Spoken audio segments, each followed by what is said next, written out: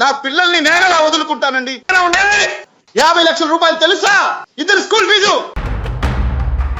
ಒಬ್ಬರೇ ಹೀರೋಯಿನ್ಗೆ ಒಂದು ಕಥೆ ಇದೆ.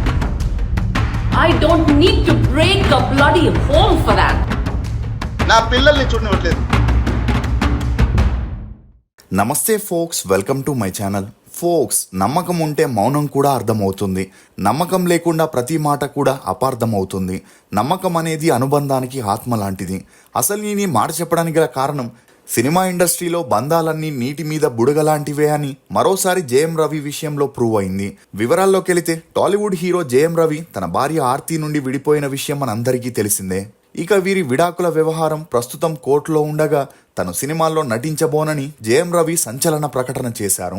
ఇక ఈ మేరకు శనివారం ప్రెస్ మీట్ పెట్టిన జేఎం రవి ఎమోషనల్ అవుతూ ఎన్నో రోజులుగా సహనంతో ఉంటున్నాడని, తన వ్యక్తిగత విషయాల గురించి ఇప్పటి వరకు ఎక్కడా మాట్లాడలేదని, కానీ ఇప్పుడు మాట్లాడే టైం వచ్చిందని, ఈ విషయం తన అభిమానులకి తెలియాలని చెప్పుకొచ్చారు. శ్రీ రాఘవేంద్ర జ్యోతిషాలయం, శ్రీ రాఘవేంద్ర స్వామి ఉపాసకులు, ప్రముఖ జ్యోతిష్యులు, ప్రధాన తాంత్రికులు శ్రీ ఎంకే శాస్త్రి గారు మీ జీవిత సంపూర్ణ భవిష్యత్తు తెలుపగలరు. స్త్రీ పురుష వశీకరణం 100% గ్యారంటీ. భర్తను పరస్త్రీ వ్యామోహం నుండి విడిపించడానికి, భార్యను పరపురుష సహవాసం నుండి విడిపించడానికి, మీరు ఇష్టపడిన వారు మీ నుండి దూరమై ఉంటే స్త్రీ వశీకరణ, పురుష వశీకరణం, ప్రేమ సమస్య, అత్తాకోడళ్ల సమస్యలు, భార్యాభర్తల కలహాలు, లైంగిక సమస్య, సంతాన సమస్య, ఇంకా మీకు ఎటువంటి సమస్యలు ఉన్నా దైవశక్తి పూజలు చేసి పరిహారం చేయగలరు. అలా తనకి విడాకులు వచ్చే వరకు తన సినిమాలు విడుదల కావని, ఇకపై తాను నటించబోనని, ఎందుకంటే తనని తన అత్త భార్య టార్చర్ పెడుతున్నారని, వారికి ఎంత చెప్పినా వినట్లేదని, ఇకపై మౌనంగా ఉంటే అవ్వదని ప్రెస్ మీట్ పెట్టాడని, ఈ రోజు వరకు తనకి పర్సనల్గా ఒక బ్యాంక్ అకౌంట్ కూడా లేదని, అలా తామిద్దరికి ఒకే ఒక జాయింట్ అకౌంట్ ఉందని, ఒకవేళ తాను చిన్న మొత్తంగా డబ్బుని విత్డ్రా చేస్తే ఆ డబ్బెందుకు తీసుకున్నావని అడగడానికి వెంటనే కాల్ వచ్చేదని, అది తాను సంపాదించిన డబ్బే అయినప్పటికీ మౌనంగా బాధపడ్డాడే తప్ప వారిని ఎదురించలేదని, తన తల్లిదండ్రులు తనతో ఆమెను పెళ్లి చేసుకోవద్దని వేడుకున్నా తాను వినకుండా పారిపోయి పెళ్లి చేసుకున్నాడని, అందుకు పరిహారంగా ఈ రోజు తాను బాధపడుతున్నాడని, అప్పట్లో ఆర్తియే పెళ్లి చేసుకోమని తనని బ్లాక్మెయిల్ చేయడం వల్లే ఆమెను పెళ్లి చేసుకోవాల్సిన పరిస్థితి వచ్చిందని, అలా పెళ్లైన మొదటి రోజు నుంచే తాను నరకయాతన అనుభవిస్తున్నాడని, అంతేకాకుండా తనపై బ్లాక్ మ్యాజిక్ కూడా చేశారని చెబుతూ ఇప్పుడు తనని సైబర్ బుల్లింగ్ చేయడానికి కొన్ని పిఆర్ గ్రూపులను ఉపయోగించి తనపై ట్రోలింగ్స్ ని చేపిస్తున్నారని, 3 అక్షరాల ఇడ్లీ నటి ఆమె పేరు చెప్పడం కూడా తనకి ఇష్టం లేదని, ఆమెకి తన గురించి మాట్లాడడానికి ఏం హక్కు ఉంది అంటూ ఖుష్బుకి ఇండైరెక్ట్ గా జేఎం రవి చురకలంటించాడు. ఇక అలా తాను పిల్లల్ని చూడడానికి ఎవరూ అనుమతించట్లేదని, పిల్లలు లేకుండా తాను జీవించలేనని, వారికి మంచి భవిష్యత్తు ఉండాలని లక్షలు పెట్టి వారిని చదివిపిస్తున్నాడని, వారిపై తనకున్న ప్రేమ గురించి ఎవరికీ ఏమీ తెలియదని, ఇక కొన్ని పిఆర్ టీంలు తనకి తన పిల్లలపై ప్రేమ లేదని సోషల్ మీడియాలో తప్పుడు రాతలు రాయడంతో తనకి బాధ కలుగుతుందని, కేవలం ట్రోలింగ్ కారణంగానే ఇప్పుడు తన గర్ల్ ఫ్రెండ్ సింగర్ అయిన కెనీషాని కూడా కోల్పోయాడని, తన వ్యక్తిగత జీవితంలో అడ్డంకులు తొలగిపోయిన తర్వాత నటిస్తానని, అప్పటి వరకు సినిమాల్లో నటించనని జేఎం రవి తన ఫ్యాన్స్ కి షాక్ ఇచ్చాడు. అసలు జేఎం రవి ఆర్తి విడాకులకి కారణాలేంటి? జేఎం రవి తన గర్ల్ ఫ్రెండ్ తో నిజంగానే విడిపోయాడా? జేఎం రవి ఇల్లరికపు అల్లుడిగా ఎందుకు వెళ్లాల్సి వచ్చింది అని నమ్మలేని నిజాల్ని ఈ వీడియోలో చెప్పడానికి నేను ప్రయత్నిస్తాను. మీరు మాత్రం ఈ వీడియోని పూర్తిగా చూడండి. రవి సూర్య మోహన్ అలియాస్ జేఎం రవి. ఇతను 1980 సెప్టెంబర్ 10న తమిళనాడులోని చెన్నైలో ఒక ముస్లిం ఫ్యామిలీలో జన్మించాడు. తండ్రి మహమ్మద్ జిన్నా అబ్దుల్ ఖాదర్ అలియాస్ ఎడిటర్ మోహన్, తల్లి వరలక్ష్మి. ఇతనికి రోజా అనే అక్క, రాజా అనే అన్నయ్య కూడా ఉన్నారు. ఇక జేఎం రవి తండ్రి మోహన్ గారికి 10 ఏళ్ల వయసున్నప్పుడే తన తల్లిదండ్రుల్ని పోగొట్టుకొని అనాథయ్యారు. అలా ఆ తర్వాత ఊర్లో ఎవరూ పట్టించుకోకపోవడంతో మదురై నుండి చెన్నైకి వెళ్లి పని కోసం ట్రై చేస్తున్నప్పుడు కేఏ తంగవేలు అనే కామెడీ ఆర్టిస్ట్ ఇంటి ముందు ఆకలితో కళ్ళు తిరిగి పడిపోయారు. ఇక అలా ఇతన్ని కేఏ తంగవేలు చేరదీసి తినడానికి తిండి, వేసుకోవడానికి బట్టలు, ఉండడానికి చిన్న రూమ్తో పాటు తనకి అసిస్టెంట్గా ఒక పనిని కూడా ఇవ్వడం జరిగింది. అంతేకాకుండా అబ్దుల్ ఖాదర్గా ఉన్న ఇతని పేరుని మోహన్గా మార్చడం జరిగింది. ఇక అలా మోహన్ గారు ఒకవైపు అసిస్టెంట్గా పనిచేస్తూ మరోవైపు తంగవేలుకి సంబంధించిన స్టూడియో పనుల్ని కూడా చూసుకుంటుండేవారు. అలా నిదానంగా ఎడిటింగ్ వర్క్ని కూడా నేర్చుకొని తంగవేలు సపోర్ట్తో 1960 నుండి కొన్ని మూవీస్కి అసిస్టెంట్ ఎడిటర్గా పనిచేస్తుండేవారు. ఇక అలా దానివల్ల అంతలా పేరు గాని డబ్బు గాని వచ్చేది కాదు. ఇదిలా ఉంటే మదురైకి తరచూ వెళ్ళొస్తుండగా ఆ సమయంలో వరలక్ష్మి అనే బ్రాహ్మణ అమ్మాయితో మోహన్ ప్రేమలో పడి ఆమెను పెళ్లి చేసుకోవాలనుకున్నాడు. కానీ వీరి పెళ్లికి వరలక్ష్మి కుటుంబ సభ్యులు ఒప్పుకోకపోగా మోహన్ని కొట్టి తిట్టి అవమానించారు. దీంతో వెనకడుగు వేయని మోహన్ వరలక్ష్మితో పారిపోయి ఒక గుడిలో తాలి కట్టి చెన్నైకి తీసుకెళ్లడం జరిగింది. ఇక అలా చేతిలో 1 రూపాయి కూడా లేకపోవడం సరిపోవడంతో తంగవేలు దగ్గర 50 రూపాయల అప్పు తీసుకొని 5 రూపాయలతో ఒక చిన్న పూరి గుడిసెని అద్దెకు తీసుకొని అసిస్టెంట్ ఎడిటర్గా పనిచేస్తూ ఫ్యామిలీని గడిపేవాడు. ఇక అలా వీరి అన్యోన్య సంసారానికి గుర్తుగా 1973లో రాజా అనే అబ్బాయి, 1975లో రోజా అనే అమ్మాయి, 1980లో రవి అనే మూడో అబ్బాయి జన్మించాడు. ఇక అలా ముగ్గురు పిల్లలు పుట్టేంత వరకు అదే పూరి గుడిసెలో ఉన్న మోహన్ తనలాగే తన పిల్లలు కష్టపడకూడదని 1981 నుండి సినిమాల్లో మెయిన్ ఎడిటర్గా పనిచేయాలని ట్రై చేయగా ఇతని ఎడిటింగ్ స్కిల్స్ని చూసి స్టార్ డైరెక్టర్లందరూ ఛాన్స్ ఇవ్వడంతో కొద్ది రోజుల్లోనే మోహన్ బిజియెస్ట్ ఎడిటర్గా మారాడు. కానీ అలా ఎన్ని మూవీస్ని ఎడిట్ చేసినా అంతలా డబ్బులు రాకపోయేసరికి తెలుగులో హిట్ అయిన కొన్ని మూవీస్ తమిళ్ డబ్బింగ్ రైట్స్ని తీసుకొని అక్కడ రిలీజ్ చేయడం మొదలెట్టాడు. అలా కొన్ని మూవీస్లో మంచిగా ప్రాఫిట్స్ రావడంతో కొన్ని తెలుగు మూవీస్కి కో ప్రొడ్యూసర్గా కూడా వ్యవహరించడం జరిగింది. ఇక అలా మొదటిగా వినోద్ కుమార్, దాసరి నారాయణరావు గారు నటించిన మామగారు అనే మూవీకి కో ప్రొడ్యూసర్గా చేయగా ఆ మూవీ రిలీజ్ అయి హిట్ అవ్వడంతో అందులో మంచిగా ప్రాఫిట్స్ వచ్చాయి. అలా ఆ తర్వాత మోహన్కి హీరో సుమన్తో ఉన్న మంచి పరిచయం కారణంగా బావా బామ్మర్ది అనే మూవీకి కో ప్రొడ్యూసర్గా వ్యవహరించాడు. ఇక అదే మూవీలో తన రెండో కొడుకైన జయం రవితో సుమన్ చిన్నప్పటి క్యారెక్టర్ని చేపించడంతో జయం రవి తన సినీ అరంగేట్రం చేశాడు. ఇక అలా బావా బామ్మర్ది మూవీ 1993లో రిలీజ్ అయి హిట్ అవ్వడంతో ఆ తర్వాత శుభమస్తు, చిరంజీవితో హిట్లర్, మనసిచ్చి చూడు అనే మూవీస్కి కో ప్రొడ్యూసర్గా వ్యవహరిస్తూ మరోవైపు ఎడిటర్గా కూడా పనిచేసేవాడు. అలా కొద్ది రోజుల్లోనే తను ప్రొడ్యూస్ చేసిన మూవీస్ ద్వారా మంచి ప్రాఫిట్స్ వచ్చి ఆర్థికంగా బలపడి చెన్నైలో ఒక పెద్ద ఇల్లుని కట్టించి అందులో తన ఫ్యామిలీని సెటిల్ చేశాడు. ఇక జయం రవి తన స్కూలింగ్ని చెన్నైలోని జవహర్ విద్యాలయ స్కూల్లో చదివాడు. చదువుల్లో అంతంత మాత్రమే ఉన్న రవికి క్రికెటర్ అవ్వాలనే ఇంట్రెస్ట్ చాలా ఉండేది. కానీ తన అక్క క్లాసికల్ డ్యాన్స్ కోచింగ్కి వెళ్తుంటే తను కూడా తోడుగా వెళ్లడంతో నిదానంగా జయం రవికి కూడా క్లాసికల్ డ్యాన్స్ మీద ఇంట్రెస్ట్ పెరిగి 7 సంవత్సరాలు క్లాసికల్ డ్యాన్స్ని నేర్చుకొని తన 12వ ఏటకి అందులోకి అరంగేట్రం చేశాడు. ఇదిలా ఉంటే రవి తన తండ్రిలాగే సినిమాల్లో టెక్నీషియన్ అవ్వాలని లయోలా కాలేజీలో విజువల్ కమ్యూనికేషన్ కోర్సులో జాయిన్ అవ్వగా అందులో ఫస్ట్ ఇయర్ చదువుతున్నప్పుడు తన టీంతో కలిసి ఒక నాటకం వేయగా ఇతను చేసిన యాక్టింగ్ని చూసి ఆ కాలేజ్ ప్రిన్సిపల్ రవిని పొగడడంతో అప్పటి నుండి రవి సినిమాల్లో నటుడవ్వాలని ఫిక్స్ అయ్యాడు. ఇక ఇదే విషయం తన తండ్రికి చెప్పగా తండ్రి కూడా రవికి సపోర్ట్ చేస్తూ ముంబైలోని కిషోర్ నమిత్ కపూర్ ఇన్స్టిట్యూట్లో యాక్టింగ్ ట్రైనింగ్కి పంపించాడు. ఇదిలా ఉంటే అదే సమయంలో తన పెద్ద కొడుకైన ఎం రాజాని డైరెక్టర్ని చేయాలని అప్పటికే తమిళ్లో హిట్ అయిన తెన్కాసి పట్టణం మూవీ రైట్స్ని తీసుకొని దాన్ని తెలుగులో హనుమాన్ జంక్షన్ మూవీగా చేయాలని డిసైడ్ అయి అందులో అర్జున్, జగపతి బాబు హీరోస్గా చేయగా ఆ మూవీకి మోహన్ మరియు అతని భార్య ప్రొడ్యూసర్స్గా చేయడం జరిగింది. ఇక అలా హనుమాన్ జంక్షన్ మూవీ 2001 జూన్ 11న రిలీజ్ అయి హిట్ అవ్వడంతో మంచిగా ప్రాఫిట్స్ వచ్చాయి.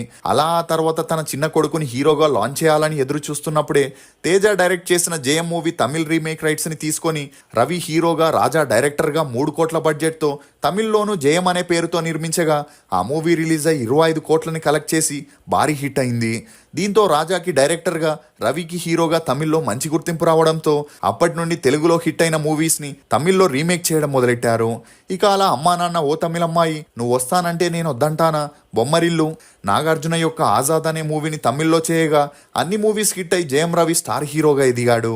ఇక అలా కొడుకు సక్సెస్ఫుల్ హీరో అవడంతో తనకి పెళ్లి చేయాలని కుటుంబం మొత్తం ఒక మంచి అమ్మాయి కోసం వెతకడం మొదలెట్టారు. కానీ అప్పటికే జయం రవి తన కాలేజ్ మేట్ అయిన ఆర్తి అనే అమ్మాయితో 5 సంవత్సరాలుగా ప్రేమలో ఉన్నాడని, పెళ్ళంటూ చేసుకుంటే ఆ అమ్మాయినే చేసుకుంటానని తన తండ్రికి చెప్పగా మోహన్ గారు అప్పటి నుండి ఆర్తి గురించి ఎంక్వైరీ చేయడం మొదలెట్టారు. ఇక ఇదిలా ఉంటే మైసూరు జై చామరాజు వడియర్ అనే మహారాజు తను ఏ రాజ్యానికి వెళితే ఆ రాజ్యంలో ఒక పెద్ద బంగ్లాని కట్టించి అక్కడుండే అందమైన అమ్మాయిల్ని భార్యల్లాగా చూసుకుంటూ వారితో పిల్లల్ని కనేవాడు. కానీ వారిని పెళ్లి చేసుకునేవాడు కాదు. ఇక ఇదే కోవలో జై చామరాజు మహారాజు మైసూరు యుద్ధం జరిగేటప్పుడు చెన్నైకి వెళ్ళి అక్కడ ఒక పెద్ద బంగ్లాని కట్టించి అందులో ఒకసారి కల్పన అనే ఒక క్లాసికల్ డాన్సర్ పర్ఫార్మెన్స్ ఇస్తుండగా తన మీద కన్నేసిన మహారాజు ఆమెకు విజయ్ కుమార్ అనే కొడుకుని, రంజని అనే కూతుర్నిచ్చాడు. ఇక మైసూర్లో జరుగుతున్న యుద్ధం పూర్తవడంతో తను కట్టించిన ఆ బంగ్లాని కల్పన పేరు మీద రాసి ఆమెకు కావలసినంత డబ్బుని ఇచ్చి అక్కడి నుండి వెళ్ళిపోయాడు. కానీ కల్పన పిల్లలకి ఆ మహారాజు తన ఇంటి పేరుని పంచుకోలేదని చెప్పొచ్చు. అలా ఆ తర్వాత ఆ బంగ్లా పేరు కల్పన హౌస్గా ఫేమస్ అయి ఇప్పటికీ చాలా మంది స్టార్ హీరోల మూవీ షూటింగ్స్ని అందులో చేస్తుండడం గమనార్హం.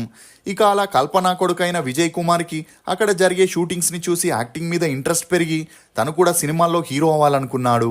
దీంతో తనకి 20 ఏళ్ల వయసు రాగానే స్టార్ డైరెక్టర్గా ఉన్న ఎస్పి ముత్తురాముని పిలిచి కల్పన అతనికి ఈ విషయం చెప్పగా అతను ఒరు కోవిల 2 దీపం అనే మూవీని ప్లాన్ చేసి అందులో సరోజ అనే అమ్మాయిని హీరోయిన్గా ఫిక్స్ చేశాడు. ఇక అలా సరోజ అనే పేరు కాస్త పాతగా ఉందని ఆమె పేరుని సుజాతగా మార్చడం జరిగింది. అలా ఆ తర్వాత ఆ మూవీ షూటింగ్ జరిగేటప్పుడు విజయ్ కుమార్కి సుజాతకి మంచి పరిచయం పెరిగి ఆ పరిచయం కాస్త నిదానంగా సన్నిహిత్యంగా మారి వీరిద్దరూ ప్రేమలో పడ్డారు.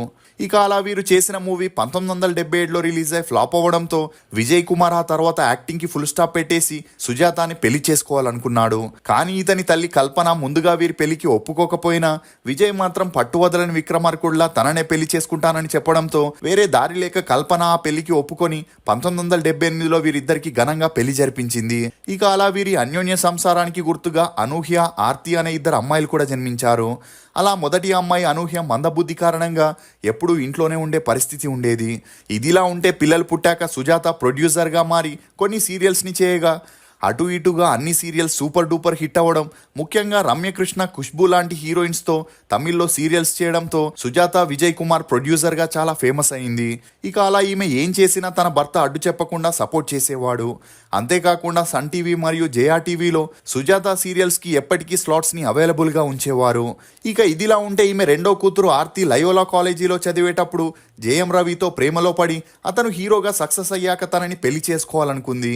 అలా ఆర్తి ఇంట్లో వీరి పెళ్లికి ఒప్పుకున్న జేఎం రవి ఇంట్లో ఒప్పుకోకపోవడంతో 2009లో సుజాత, విజయ్ కుమార్ గ్రాండ్ గా వీరి పెళ్లి జరిపించి జేఎం రవిని ఇల్లరికపు అల్లుడిగా తీసుకురావడం జరిగింది. దీంతో అప్పటి నుండి జేఎం రవితో తన తండ్రి మోహన్ మాట్లాడడం మానేశాడు. అయినా ఇదంతా పట్టించుకోకుండా జేఎం రవి తన సినీ కెరియర్ పై, పర్సనల్ లైఫ్ పై దృష్టి పెట్టాడు. ఇక జేఎం రవి, ఆర్తి అన్యోన్య సంసారానికి గుర్తుగా ఆరవ్ మరియు అయాన్ అనే ఇద్దరు అబ్బాయిలు కూడా జన్మించారు. ఇక అలా అన్నీ బాగానే సాగుతున్నప్పటికీ ఎప్పుడైతే జేఎం రవి తన అన్నయ్యతో కలిసి తెలుగు సినిమాల్ని రీమేక్ చేయడం మానేశాడో అప్పటి నుండి తమిళ్లో తను చేసిన most of the movies flop అయ్యాయి. అలా ఇండస్ట్రీలో 2010 నుండి 2015 వరకు సక్సెస్ లేకపోవడంతో జేఎం రవి సినీ గ్రాఫ్ పూర్తిగా పడిపోయింది. దీంతో వేరే దారి లేక తన అన్నయ్య డైరెక్షన్లో తని ఒరువన్ అనే మూవీని చేయగా ఆ మూవీ రిలీజ్ అయి సూపర్ డూపర్ హిట్ అయింది. ఇక ఇదే మూవీని తెలుగులో ధృవ మూవీగా రీమేక్ చేయడం గమనార్హం. ఇక అలా తని ఒరువన్ మూవీతో వచ్చిన క్రేజ్తో జేఎం రవి అత్తైన సుజాత తన అల్లుడితో ఒక మూవీని చేసి హిట్ కొట్టాలని అడంగలూరు అనే మూవీని చేయగా ఆ మూవీ రిలీజ్ అయి ఫ్లాప్ అయింది. దీంతో మళ్ళీ భూమి అనే మూవీని చేయగా ఆ మూవీ రిలీజ్ అయి ఓకే టాక్ తెచ్చుకోవడంతో ఆ వెంటనే సైరన్ అనే మూవీ చేసి రిలీజ్ చేయడంతో అది డిజాస్టర్గా మారింది. దీంతో ఎలాగైనా ఆ మూవీలో పోయిన డబ్బులతో పాటు తన అల్లుడి సినీ కెరియర్ని కూడా మళ్ళీ ట్రాక్లోకి తీసుకురావాలని స్టార్ డైరెక్టర్ అయిన పాండ్యరాజ్తో ఒక మూవీ చేసేందుకు అతనికి అడ్వాన్స్ ఇచ్చి జేఎం రవిని ఆ మూవీ కోసం డేట్స్ అడగగా జేఎం రవి అందులో యాడ్ చేసేందుకు తన అత్త దగ్గర 30 కోట్లని డిమాండ్ చేయడం జరిగింది. దీంతో సుజాత జేఎం రవిని అవమానిస్తూ 5 సంవత్సరాల్లో ఒక్క హిట్ మూవీ కూడా లేని నీకు 30 కోట్లు ఎలా ఇస్తారని, ఇప్పటికే తమకి జేఎం రవి వల్ల చాలా నష్టం వచ్చిందని, ఆ నష్టాన్ని రికవరీ చేయాలంటే నువ్వు ఈ సినిమా తప్పకుండా చేయాలని డిమాండ్ చేయడంతో ఇదే విషయంపై వీరిద్దరికి గొడవలు మొదలయ్యాయి. దీంతో జేఎం రవి అత్తిల్లును వదిలేసి మరో ఇంటికి వెళ్లాలని తన భార్యని అడగగా ఆమె తన తల్లిదండ్రుల్ని, అక్కని వదిలేసి ఎక్కడికి రానని, మొదట్లో ఇల్లరికపు అల్లుడిగా ఒప్పుకొని ఇప్పుడు బయటికి రమ్మంటే ఎలా వస్తానని చెప్పడంతో తన భార్య తనని అర్థం చేసుకోవట్లేదని జేఎం రవి మానసికంగా కృంగిపోయి కొన్ని రోజులు తన తల్లిదండ్రుల దగ్గరికి వెళ్ళి వారితోనే ఉండడం మొదలెట్టాడు. ఇక మధ్యలో పెద్దలంతా పంచాయతీ చేసి వీరిద్దరిని కలిపేందుకు ఎంత ట్రై చేసినా తన భార్య సపరేట్గా రావడానికి ఒప్పుకోకపోవడంతో వీరిద్దరి మధ్య దూరం పెరుగుతూ వచ్చింది. ఇక అదే సమయంలో జేఎం రవి భార్య అయిన ఆర్తి హీరో ధనుష్ ఏర్పాటు చేసే ప్రతి ఒక్క పార్టీకి, ఫంక్షన్కి వెళ్తూ అతనితో క్లోజ్గా ఉండేది. అలా ఈ విషయాన్ని తెలుసుకున్న జేఎం రవి ఒకరోజు ఈసీఆర్ రోడ్లో ధనుష్ వెళ్తున్న కారుని ఆపి అతనితో పెద్దగా గొడవ చేయడంతో ఈ విషయం అప్పట్లో మీడియాలో హల్చలైంది. ఇక అలా భార్య మీదున్న కోపంతోనే జేఎం రవి సింగర్ కెనీషాని ఒక పార్టీలో కలవడం, అలా వీరిద్దరికీ పెరిగిన మంచి సన్నిహిత్యం కారణంగా వారిద్దరూ క్లోజ్గా ఉంటూ ఒకే ఇంట్లో సహజీవనం చేయడం మొదలెట్టారు.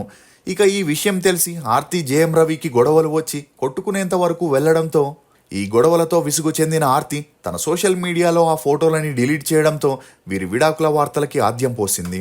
ఇక ఈ క్రమంలోనే జేఎం రవి కూడా తమ 15 ఏళ్ల వివాహ బంధానికి విడాకులతో ఫుల్ స్టాప్ పెడుతున్నామని చెప్పి అందరికీ షాక్ ఇచ్చాడు.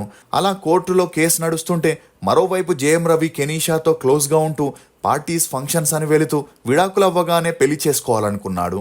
కానీ తాజాగా కెనీషా సోషల్ మీడియాలో ఒక పోస్ట్ పెడుతూ తాను ఈ బంధంలో ఎంతో ప్రేమ, నమ్మకంతో ముందుకెళ్ళిందని, కానీ చివరికి మౌనంగా దూరం అవుతున్నానని చెబుతూ జేఎం రవితో 3 ఏళ్ల రిలేషన్కి ఫుల్ స్టాప్ పెట్టినట్లు చెప్పుకొచ్చింది. ఇక అలా కెనీషా బ్రేకప్ చెప్పిన మరుసటి రోజే జేఎం రవి ప్రెస్ మీట్ పెట్టి తన భార్య విడాకులు ఇవ్వకుండా తనని టార్చర్ పెడుతుందని, ఆమె విడాకులు ఇచ్చేంత వరకు తాను మూవీస్లో యాక్ట్ చేయనని, కెనీషా తన నుండి దూరం అవ్వడానికి తన అత్త, భార్యే కారణమని ఎమోషనల్ అవ్వడంతో ఈ న్యూస్ అన్ని చోట్ల హల్చల్ అవుతుంది. జేఎం రవి విషయంలో మీరేమనుకుంటున్నారో మీ అభిప్రాయాన్ని కమెంట్ సెక్షన్లో తప్పకుండా తెలియజేయండి. ఫోక్స్ ఓర్పు పట్టిన మనసు విసిగిపోతే వారు తీసుకునే నిర్ణయాలు చాలా కఠినంగా ఉంటాయి. ఇది ఫోక్స్ జేఎం రవి గురించి కొన్ని నమ్మలేని నిజాలు. ఈ వీడియో మీద మీ అభిప్రాయాన్ని కమెంట్ సెక్షన్లో తప్పకుండా తెలియజేయండి. మేము చేసిన ఈ వీడియో మీకు నచ్చినట్లయితే ఒక లైక్ ద్వారా మీ సపోర్ట్ని మాకు తెలియజేయండి. For more interesting videos please subscribe to CR voice. Thank you.